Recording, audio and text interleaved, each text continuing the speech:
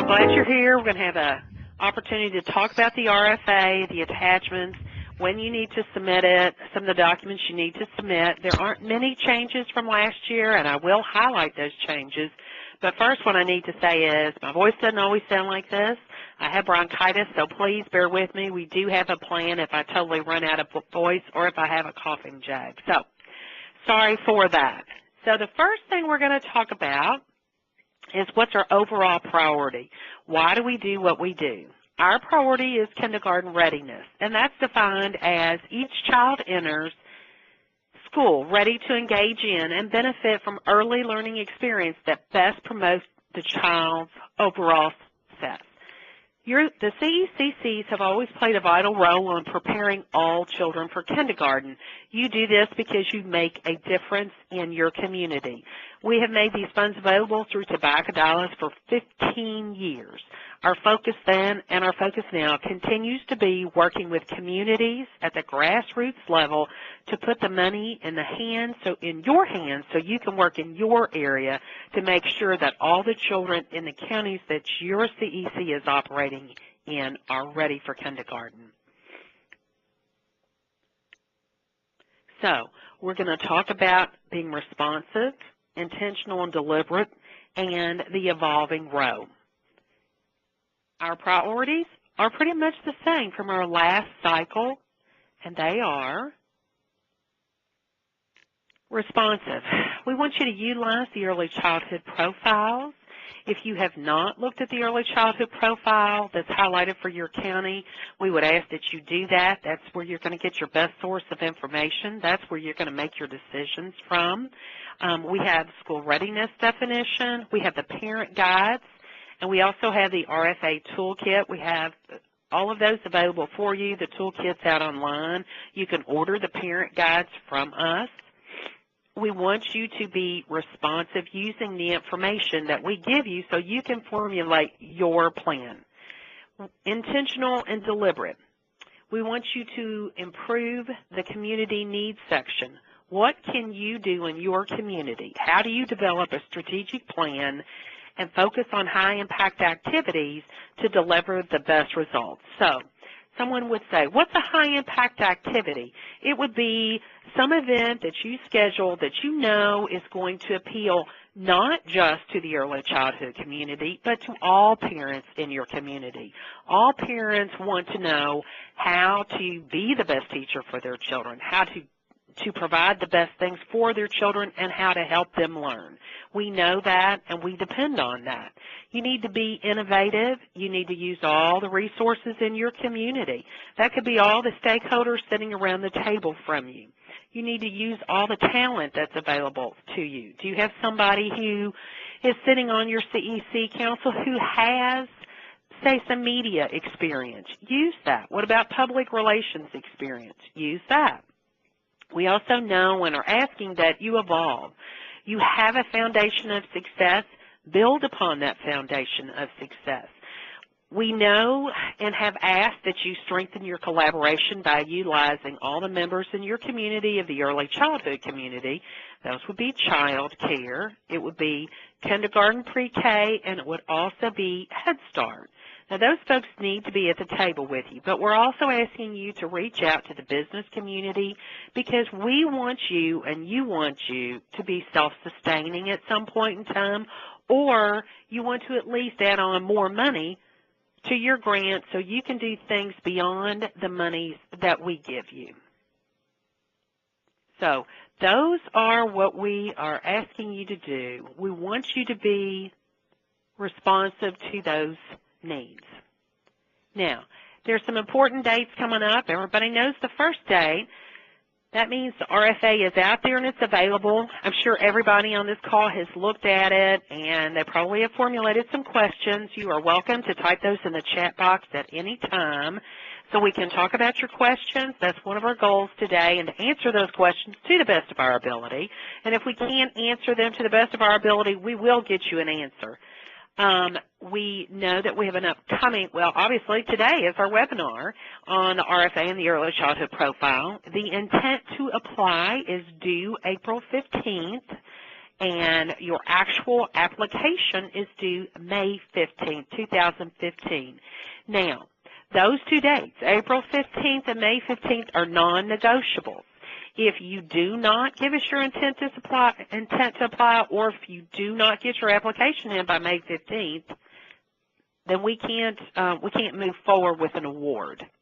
So please be cognizant of the dates. If you need help with your application, please let me know. I'd like to know down on the front end. If you need help, please reach out to me and I will get you the help you need. If it's not me and it's somebody else, I will try to help you with that. Now, let's talk about June and July. We have the Ready Kids Regional Conferences coming up in June and July. The first of those conferences are to be held in Moorhead, June 17th and 18th. Hopkinsville, June 22nd, 23rd. Northern Kentucky, June 23rd and 24th. Bowling Green, June 24th and 25th. And as you'll see, in that 1 week, we have 3 conferences. Very intense week, particularly for me since I get to be at all of them. But I'm looking forward to seeing you at all of them. And I'm looking forward to getting to meet the CEC folks that get to come, because you have money in your budget. It's been set aside specifically we were going to have CEC trainings. We did not do that this year, so that money needs to be going to the Ready Kids Regional Conference. We're going to have a best practices session with the CECCs, and I need some volunteers. So I'm going to start saying that long and loud, and I need some people to step up and say, yes, this is what I'm doing in my area, and I'd like to share that with other CECCs. So if I don't get lots of volunteers, then I'm going to have to call on people. Also, July, the Corbin CECC, the Ready Kids event is in Corbin, July 17th and 18th. I will say this one is on a Friday and a Saturday, so it's going to be much easier for people to attend if your work schedule gets in the way. So, again, I look forward to some of you all volunteering. Now, another date that I did not mention that I should mention is May 30th. That is the last date for budget amendments. If you need to make an amendment to your budget legally by state law, it has to be in here 30 days prior to the expiration of your monies. June 30 is the last date that I can accept and sign off on a budget amendment. So you need to scan your amendment to me, and what I have been asking for is the minutes of the meeting where you all talk about why you need to make that shift to your monies. So I look forward to getting any of those. And I need to remind you, go ahead and sign up for those Ready Kids conferences. You can use a PO. You can write a check. You have to pay when you register. The one in July, yes, I have been asked the question also, is that going to come out of my FY16 money? And the answer is yes, because your travel will actually be in the month of July. But because they're regional, I don't expect that to be a very large expense. So go ahead and get those applications in, get online and check out. It's very affordable. Registration is $100 to $110. There's after-hour sessions, and they're $25 for anyone who needs clock hours. That's a very reasonable price to get your professional development hours. And again, I look forward to seeing you all then. So the request for application, your required components. These are not different from last year. These are the same. Those required components are a list of your members. All your members, your school districts, your Head Start, your child care, all have to be listed. You have to have letters of commitment that verify the required members. That's how we know that you have the correct people at the table with you. And we need signed conflict of interest forms, and those forms must be sent back with your original copy, and I need original signatures. I've been asked the question, can I do an e-signature? And the answer to that is no. I'm sorry. I need actual original signatures on your conflict of interest forms. So, a lot of you all have been at this quite a while, and you're asking yourself, so what are we doing different this year that we haven't done in the past? So here's what's new. The MOU must be signed by the chair and the fiscal agent for the CECC. We've made that change because we want both of those people to understand and know what you're committing to, and we need both signatures. They have to be original signatures. If anybody has questions about that, I'll be happy to share our thought process on that. To be eligible for funding for this year, this is also a change. You must submit your final report covering the previous year. Now, we have always said that in our language, but we've had difficulty getting people's reports. So you will not receive New Year money unless we have your final report. Monies are to be set aside for 2 members to attend an annual CECC training.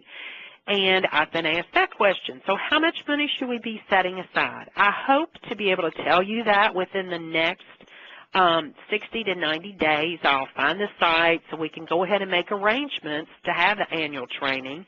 And, you know, I would say a good ballpark would be $200 to $250 per person to attend that training. I'm trying to make it as cost-effective as possible. Now, there's an emphasis on directors of all programs, and your goal is to build capacity. And so your question is, how do I build capacity and what is capacity? So I thought I would read directly to you from the latest report from Child Trends, and it's called A Blueprint for Early Care and Education, Quality Improvement Initiatives. And it's a March 2015 report put out by Child Trends, Inc.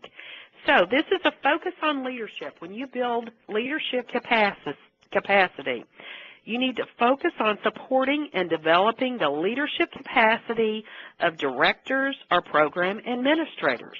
And so you ask yourself, why is that important? Because your directors play a critical and central role in early childhood education programs. Research has shown that their education, experience, and training directly influences their ability to facilitate quality improvement and maintain a high-quality program. That's what we're shooting for, folks, high-quality programs. Given the vital role of the director and the growing body of literature on leadership, it is important that quality initiatives provide activities that are designed to support and develop the leadership skills and capacity of program directors or administrators. I'll be happy to share this document with anybody or give you the link where you can find that if you have any questions. Grant funds are not to be used to hire a grant writer. What we are asking you to do is we're asking you to find someone on your council or look around in your community, someone who can write a grant. We want you to use the money to get the program out to the community for kindergarten readiness. That's why we are asking you or telling you not to hire a grant writer, but to do it yourself. Your plans, all the plans that include integrated strategy, will receive a higher score. So what does that mean? It means that you look at the data, and that would be your data on the early childhood profile. You develop a strategy, and you implement a plan based on that strategy, and you measure your outcomes. If you don't measure it, then how do you know you've been successful? You must include the Strengthening Families framework for supporting families. Council staff are to be clearly delineated and should not be voting members of the council. Your council staff are personnel who are given the 1099, your tax form, and they do the work of the council. There are several councils that have individuals like this. They do the work, they do the organization, because let's face it, you all are volunteers, you're volunteering your time, and there may need to be some people who are receiving remuneration for their services. They are not voting members of your council, but they are the people who are doing your organization.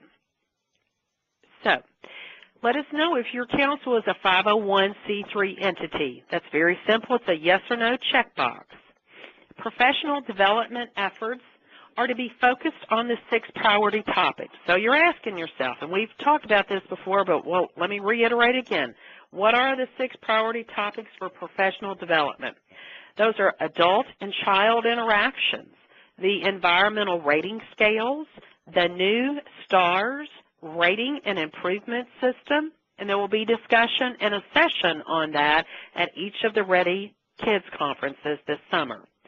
Child assessment and screening, the Strengthening Families framework, and there will be a session on strengthening families at each of the Ready Kids conferences, and Kentucky's early childhood standards. And as we've discussed previously, there is the training module out on the Kentucky Educational Television online training that is a 3-hour training module on Kentucky early childhood standards. It is free for anyone who needs 3 clock hours. It's out there now. And I'm proud to say right at 500 people have taken the course and got their credentials.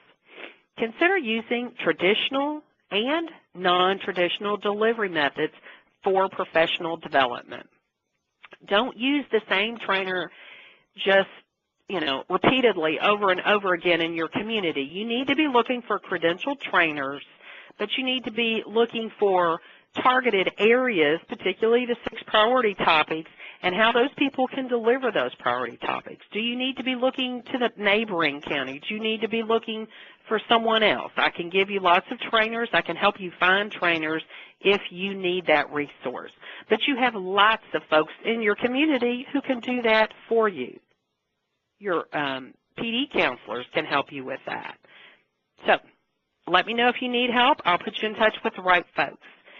Every CECC shall submit a communication plan, including your website addresses.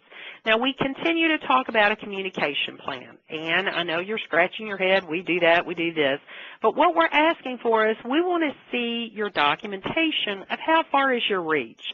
If you have a Facebook page, how many followers do you have? If you use Twitter, what's your handle? How far out are you reaching there? If we aren't measuring those things, then we aren't seeing how many people are hearing our message. Again, our message is kindergarten readiness in the community. So we are actually going to get back with you probably in the next month or so and talk about how do we develop a form that we can use so you all can track that on an ongoing basis. Should we ask you to submit that on a quarterly basis? As opposed to just saying, oh, give it to me once a year. That way we know where we are, and maybe you can make some tweaks and a little tweak here and there in what you're doing and maybe extend your reach. I'm going to give the example of the Pulaski County folks who have a commercial or infomercial on at the movie theater. They think they've reached like 27,000 people with that one relatively inexpensive communication method. That was featured in the council this month in the newsletter. So if you have questions about that, give Rachel a call. I'm sure she'd be happy to talk to you about it. A paper copy and an electronic copy of the application and supporting documents are to be submitted. Now, the paper copy is sent to me via the U.S. Postal Service, if you want to hand carry it. The electronic copy is going to be submitted via a Dropbox account. So before anybody goes, oh, dear Lord, what is a Dropbox account? I'm going to turn it over to Courtney Daniel in our office, who is going to explain exactly how that works. So, Courtney, are you with me? I'm here, Hazel. Thanks very much. As Hazel said, you'll be entering 2 different versions of your application this year. One will be through the mail, a paper copy, and another one will be an electronic copy. And for the electronic copy submission, we're going to be using Dropbox. That's www.dropbox.com. Dropbox is an easy way to share files with others. It's free, and it works very well when you need to share large and multiple files. This is what the homepage looks like when you get there, and you'll need to click Sign Up unless you already have a Dropbox account. If so, then you'll just click Sign In.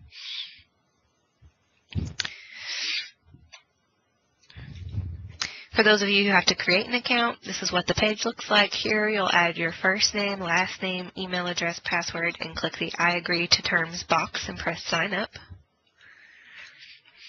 This screen will show up next. It downloads the Dropbox program to your computer so that it will operate as a folder on your computer. This is a neat feature, but it isn't necessary to use Dropbox, so feel free to download and use it that way, or simply just click No Thanks in the top right corner. A screen will pop up that asks if you are sure, say you're sure, and continue on to the web-based version of the program.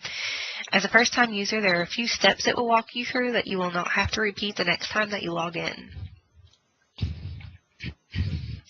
So after you click No Thanks, you'll be able to click that Upload Your First File button, and it'll open up this dialog, and you'll find the file you want to upload and click Open.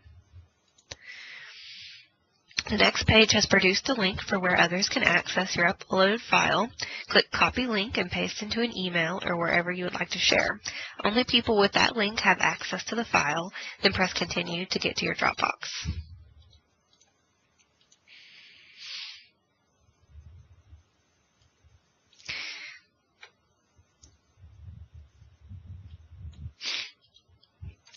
So this is what the Dropbox interface looks like. Next time you log in, you'll come straight to this page. It won't prompt you to upload a file the way it just did. And you'll see here the first file you just uploaded. And for the CECC RFA, you're going to have multiple files to share. So with Dropbox, you can create a folder and move all of your files into a folder and share the link for the folder instead of just the link for a single file like we just demonstrated. So to create a folder, you use these icons. From left to right, they are Upload File, where you will click to upload the rest of your files, Create Folder, and Share Folder. Click Create Folder and name your folder. You may now click and drag any files you have uploaded into that folder, or click on the folder and add your files directly from your computer to the folder. After all the necessary files are uploaded and added to your folder, you are ready to submit your application. You just click Share, and a drop-down menu pops up, and you'll click Send Link. If you're creating a new account, Dropbox will ask you at this point to verify your email. You'll just click the Send Email and then log into the email that you used to sign up the account with, and find the email from Dropbox and click the button that says Verify Your Email. It will take you back to your Dropbox folder, and at that point, you may have to click Share again, so you'll click Share Link, and this dialog pops up. And here you see the link again, so you'll just copy and paste that link into an email to Hazel Combs at hazel.combs@ky.gov. Hazel will be able to view and download the files, and be sure to share the link for the entire folder, not just for one of the uploaded files. You can also share while you're in the folder. If you look at the text on the top left that says Dropbox, and then the arrow, and then the title of the folder, CECC RFA, that means you're actually inside the folder. And to share from here, you click the link icon beside the other icons we just talked about earlier on the top right side of the page, and follow the steps we discussed. To get back to the main Dropbox, click the blue Dropbox text on the left top of your page. If anybody has any questions as they go through this process, feel free to reach out to me or Hazel, and we'd be happy to help you walk through. Once you get inside, it's really intuitive, although it does seem like there are a lot of steps to begin with, and I'm sure many of you are already familiar with Dropbox. Back to Hazel for the early childhood profile now.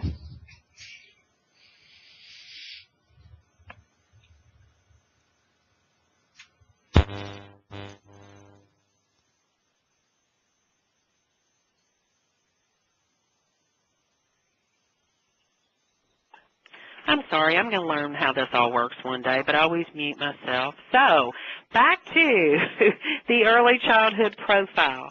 Now, if anybody has questions about Dropbox, that was a pretty quick tutorial, and Courtney's really good. If she can teach me how to do it, she can teach you guys how to do it. So, I'll be happy to share the slides that have her notes on it if you need it. If you have any questions, please send her an email, send me an email. Don't be shy.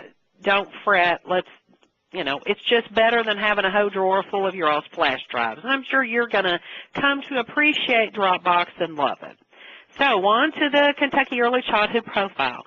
So you will see we've had a slight change from last year. We're at 50-50. 50% of our kids are ready for kindergarten, and 50% of our kids are not ready for kindergarten.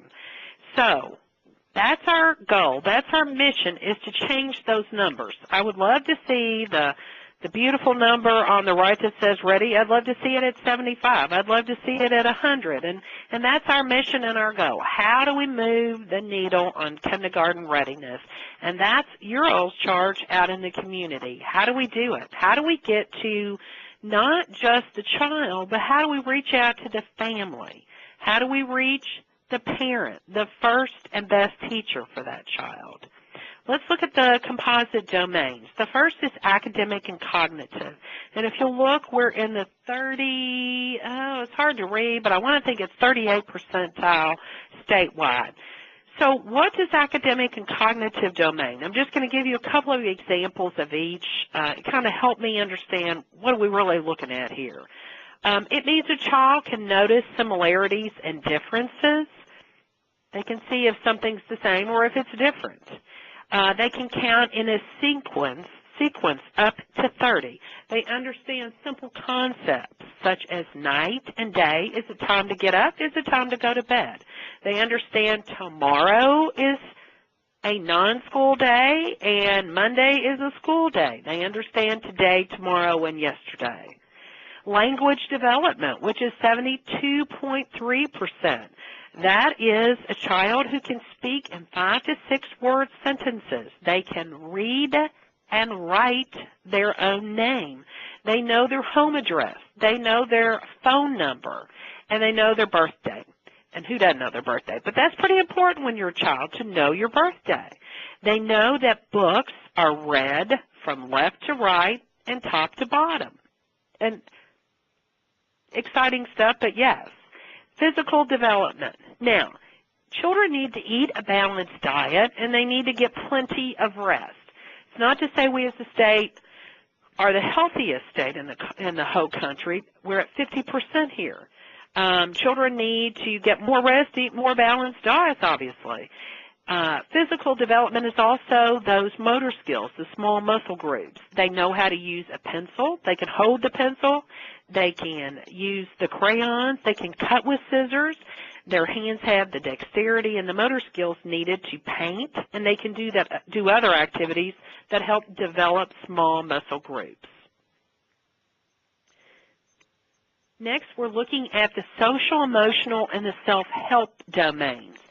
Self-help means that the child can go to the bathroom without help. They can feed themselves using utensils. Again, they can get the food to the mouth, but the utensil has the small motor skill. They cover their mouth or nose when sneezing or coughing. And I have to say we've had a lot of practice with that up here at the GOEC because we all have the croup. Courtney's been sick also, so we all take our coughing spells and cover our mouth, or we cover it with our arm. Social and emotional development. Plays and shares with other children. These are the things that allow the child to interact in a group, and it allows them to work well alone. They follow simple rules. So this is the child who is ready to go to kindergarten and sit in their chair and follow the rules because they understand the value of that. So we're back to writing our grant. Look at your early childhood profile. See what it is that you need to do in your community and how you can make that change. I do want to mention one resource. A resource that I look at to get the examples that I use today is the Jefferson County School Resource. They have a brand new website. It is at http://ready4k.jefferson.kyschools.us. Brand new website. Got to give a shout out to Jefferson County Schools. They've got it right. It's all about kindergarten readiness. So look at that site. It's very impressive. It may give you some ideas. So now we're back to writing the grant proposal. What is it that you need to expect? Well, first, you as a group, your CECC needs to sit down, your council needs to decide What is the need? What is the need in your community? What do you hope to change in your community? What sort of work do you hope to use this grant to achieve? How do you move that need-line kindergarten readiness?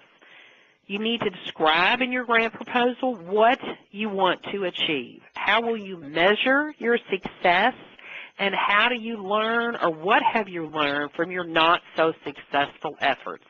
You know, if you've been a CECC for a long period of time, there have to have been some events that you planned that you all thought out as a group and thought this is going to be a great success in our community, and you didn't have the response that you wanted. So what was the situation that was created? That was the timing off? Did you not advertise well enough? Did you not hit your target market? So those are things you need to look at. And if you are a success, what do you measure? How do you measure that success? Now, when you sit down as a group, you need to look and read the entire RFA and follow the instructions. Don't just say, I'm an old hat at this. I know how to do it. I'm going to sit down, plow through it, get that strategy going, get my strategic plan and work plan in place, and off we go. You need to read all the instructions to make sure you're covering all your bases. Again, how well have you explained to us what you will do, when you will do it, who's going to benefit from that, and how you're going to measure your outcome? This is from the boss. If you don't measure it, it won't get done. And that's what we need to know. What are we doing successfully out in our communities to make the change, to make improvements? How are you going to improve outcomes? What are the needs, and how will you support school readiness? How do you plan to involve all your CECC members? Having people at the table is one thing, but actually involving them and making them feel like they're part of the process is totally different. Just having their name sign off on the membership list doesn't make them an active member of your council. You need to engage, collaborate with all the community to include your business section. And I think that we do a really good job of the early childhood community, but we may not do such a great job of reaching out to some of the unusual players, not the normal players. So we need all those people to move the needle on kindergarten readiness. So here is the actual criteria that is utilized by our evaluators. We use independent evaluators. We make no secret of what we're looking for. Every score is here. All your maximum points are here. We're looking under community needs, strategic plan, communication plan, a broad budget, well, your budget narrative and your budget. So read each of these areas. That's the people who are going to look at this and score it are looking for these items. Make sure that they're easily found. Don't hide them. Don't hide it under a bushel, so to speak. Make sure people can find your budget narrative. Clearly mark it. And now, we use independent folks who have some sort of background in early childhood. I know there have been some concerns in the past, and we have 3 people who look at your grant, and we will continue to make sure we have the best reviewers that we can find, and we will be very willing to talk with you about your score if you have concerns. I just wanted to share that with you. Now, your communication plan. How do you go about developing your communication plan? Well, your communication plan should have the elements of how do you create your objective. Who is your audience? You have to know who your audience is. How are you going to deliver your message, and what is your message? You need to establish a timeline. Sorry, I'm going to have to pause for a drink here. A timeline and a calendar. You know, don't spend all your efforts either at the beginning or the end. You need to space yourself out and space your message out. You need to establish who is going to be responsible for your, say, your Facebook page. Is it one person? Do you take turns? How do you divide the duties out amongst your council? You need to track your reach. Now, what does that mean? Again, I go back to if you've got 2,000 followers on Facebook, that's what we need to know. Because if we're sending you the monthly message, and then you in turn are sending it out to your 2,000 followers, then we are having a pretty broad reach in your community. That's what we're looking for. How broad is our reach? And we want to know in your communication plan, evaluate your strategy. Did it work? Let's face it, folks, not everything works. Not everything appeals to every community. So we are sending you the monthly message. I have to give a shout out to Notori in our office who does our monthly message. She has done some pretty fun and exciting ones. She works really hard to find something that's very relevant, something that will appeal to parents, something you can easily post on social media. You can use it in a newsletter. And recently, some of our topics have been screen time. That can be controversial. And we've talked about the importance of dramatic play, curbing childhood obesity, and as we all know, this is Prevent Child Abuse Month. Right now, we send our monthly message out to 3,300 contacts, but we don't know how much further it gets disseminated past that number. And we know that we have a lot of followers, but we aren't capturing the numbers, and that's what we're looking for your help. All right, so once again, I'm going to cover this because we ask you, what did you want? And this is the CEC survey results. We listen to you because we ask you the question. You don't want to do a webinar every month. You want to do it quarterly. So this is April. This had to be about the RFA and the early childhood profile. So it should be 3 months. And we may throw one in sooner than 3 months, and we'll kind of target a topic. A topic could be communication. How well do we do it? What do we need to do to help you become more comfortable with it? Some of the topics you suggested are family engagement, grant writing, how to work with your partners, and how to incorporate Race to the Top goals into your grant. We are working on a monthly newsletter. We've got you one out already, and we're working on our next one. That was something, again, you asked for a change. But you want to hear about innovative early childhood programs, and you want news from each other. Again, I have not done this as long as the majority of you all have done this. You all are your own best teachers. You need to hear what is working well in other areas and what maybe did not work so well. That's the value of having everyone in the room to talk through, this is what was successful, and this is what was not successful. Also, we ask, how often are you all meeting? The majority of you all are having a monthly meeting. I would ask that you send me your minutes from your meetings. You just send them to hazel.combs@ky.gov. It helps keep me in the loop. I need to know what's going on out there, and that way I'll know what to spotlight. You do want that yearly meeting, and we, as I say, are making arrangements for that. Now, another thing, and I'm going to throw this in at this point in time, you all have changed, several CECCs have changed your fiscal officers or your chairpersons. What you need to do when you do that is you must send me the minutes of the meeting where you change your chairperson or your fiscal officer. You shouldn't be changing your fiscal officer actually in a grant year, but emergencies happen, but you need to send me the minutes so we can track that, because we aren't sending you all out what you need if we don't have you listed as the chair or the fiscal agent. So that was my side there. Now, does anybody have questions or concerns or comments? What we will do is we will be putting all the frequently asked questions and concerns. We'll put them in a document and we'll post them on our website, because even if someone wasn't able to attend this webinar today, we want everyone to hear the same information. We want everybody to have the same opportunity to ask questions.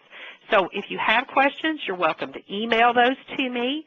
And in fact, I would ask that everyone email those questions to me by close of business next Tuesday so I can respond to all of them and post them on our website. That way everybody gets to have the same information when they fill out the application process.